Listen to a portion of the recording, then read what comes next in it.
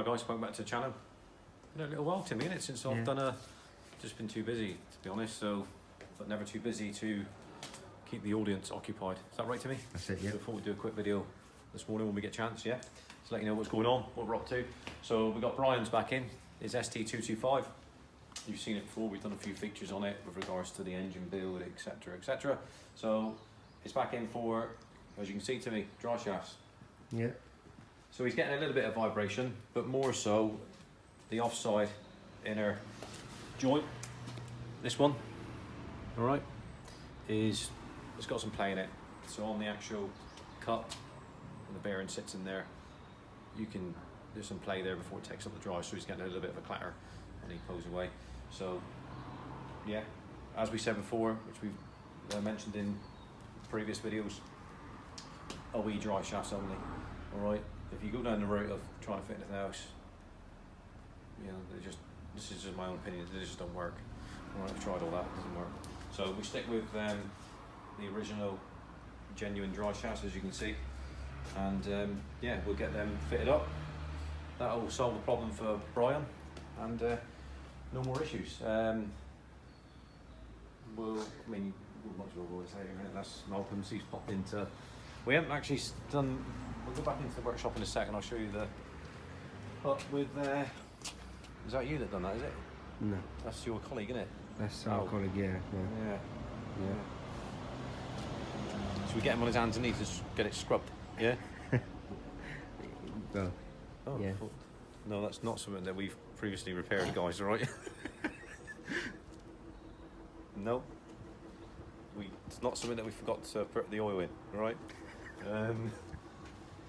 So Malcolm's, there we are. So he's got the full brake setup, which come off the little beast. You might be saying, well, if there's no brakes on a little beast, what are you going to be doing with a little beast? We will share that with you in due course. Okay. So as you can see, so he's opted to. I think he is going to change the wheels at some stage, but at the moment he just wants to run it with the stock wheels. All our brake kits on it, that front and rear, and also it's now. I don't know, is he locked there? Is he? Well, no, he's open. Right, so we've yeah, he just popped in to see us. Malcolm lives not in Plymouth, Torbay area, I think. So he's day off today, so he's popped down just for a coffee and a bit of a chat, talk about some further upgrades that he wants to do in the future, which we're all up for that, which is great. So, talk about that. So, brakes all round. So we've got the front 340mm discs on the front with their cross drilled, that was the first kit that I ever done. So, which we ran and tested the hell out of that on our little beast. All right. 8-pop aggressive piston calipers in the front, DS2500 brace pads, the braided lines all round, obviously, Super Formula Ferodo race brake fluid, 4-pop piston, they're billet calipers by the way, which I've mentioned in previous videos before, they're not cast. DS2500 pads on the back, 315mm disc on the back, electronic spot caliper. I think you put the button, well, it's in an alternative place, so it's there because basically where the little beast. Why did we put it there, to me? Because the AUX port was required to be kept by. I'm not saying, I can't say. It's Malcolm's Mrs. better half. Yeah. Yes, she's wanted to retain that. So we'll always accommodate what the customer wants. Yeah. So that's why it's there. Right. So in the in the back, there's the race tank, baffled sump one. So all good, all plumbed in. Awesome.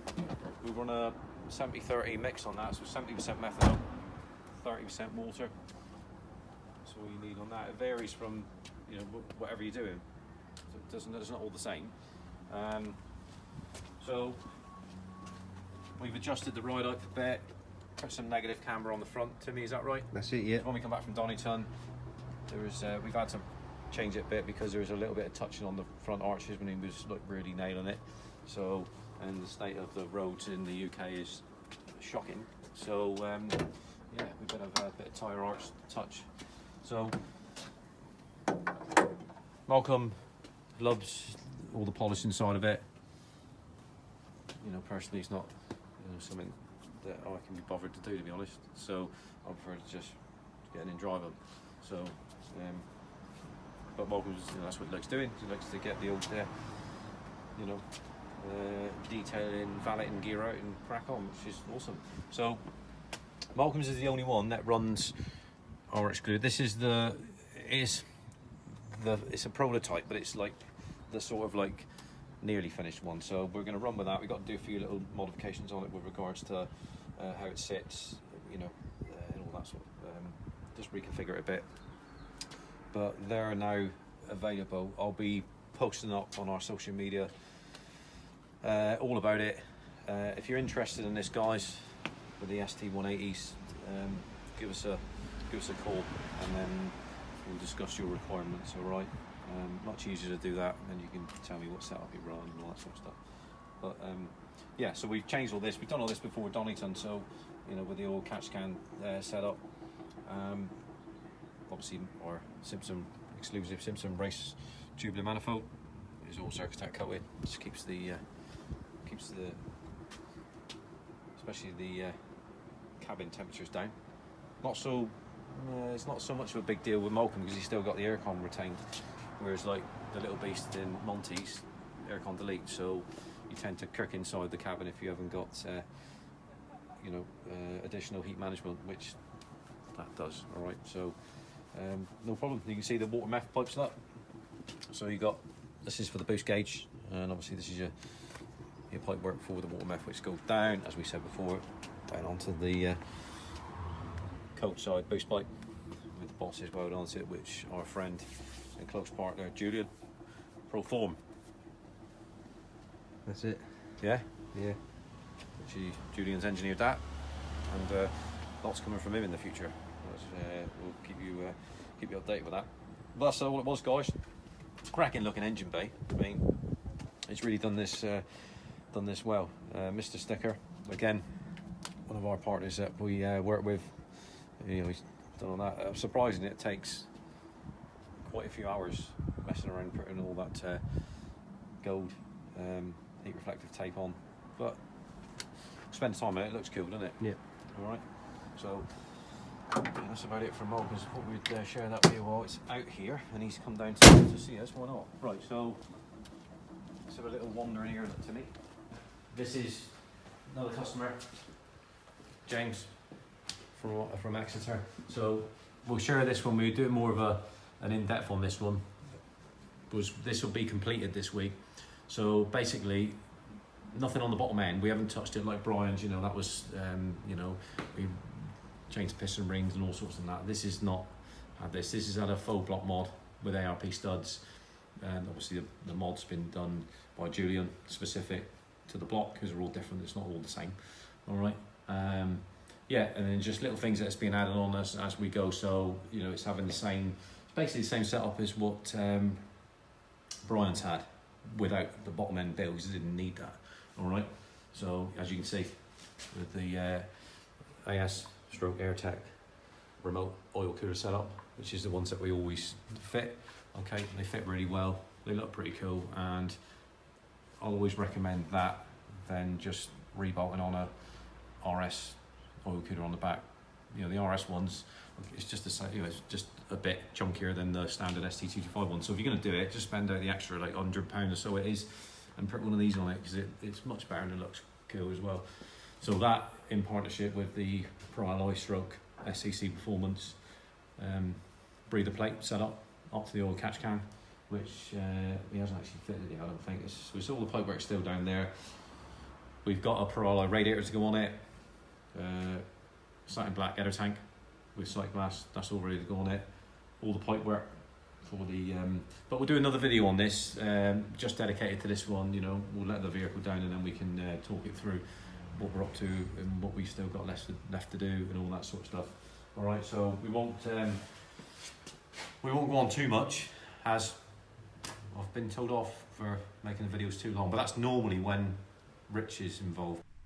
There's 3 RSs. It's yeah, there's nothing. There's 3 RSs. There's 3 RSs. There's nothing. Cheers, guys. Because, you know, Yeah. you can't shut him up. All right. So you can just scan there, Timmy. You can just there, look. So you can see a quick glimpse of it. What I might do, look, you stay there, look. This is, this is top secret, very, very sensitive area. Yeah. Yeah. All right. Okay, I'll So stay here. you can always stand in there, mate. Come on. Sure. Come hither. That's right, just there, yeah? These actually are, don't worry, I'll get that. Yeah. That's it. These, well, you can come in, though. Don't be shy. Yeah. These two bumpers, though, are, this is what I picked up from the RS Hunters Club National Day at the end of last month. It was obviously M Sport were next to our stand, right next to me. Yep. So these, I couldn't say no to picking these up because they were offered to me. So these are off, obviously the R5 WRC cars from 2017, I think. 2017 they are, because it's the Mark 8. Yeah, so it's the later shape ones. So one's off, that's off OJ's, and this one, as you can see, nice damage there. Look, and this one's off Tanax, I think. When they're obviously they don't no longer drive them, but that was when they were driving for M Sport. And as it came off, with all the, the period, the exact, why would you clean it up? So it's as it came off the back of the car, And all the cracks. all the cracks and all that. So what we're going to decide what we're going to do with that, because we know them from M Sport, and the guys up there, they'll give me the information of which rally it was, which car number it was, and all that sort of stuff. Which stage that it happened, damage, whatever, and then I can get a nice little printout of that and print it with it, and then mount them somewhere. I'll put them on the wall somewhere. It's pretty cool. A bit of memorabilia. That's it. Yeah. Isn't that right, Jimmy? Yeah. Well, we've got nice plain walls up here. Yeah. Well, it's an opportunity like that. You've got to grab it, haven't you? Because these are, it's ridiculous. It's like a feather. These are full on. Look, it's full on carbon fibre. Yeah.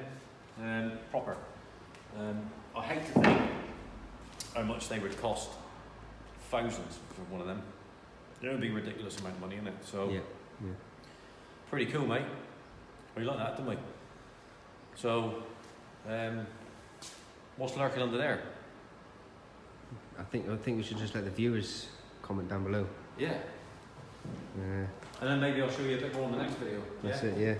But there's something lurking under there. Phase 1 complete. Lots more phases to go. But we'll share that with you in another video, guys. So. Yeah, that's it. Usual thing. Thanks for watching.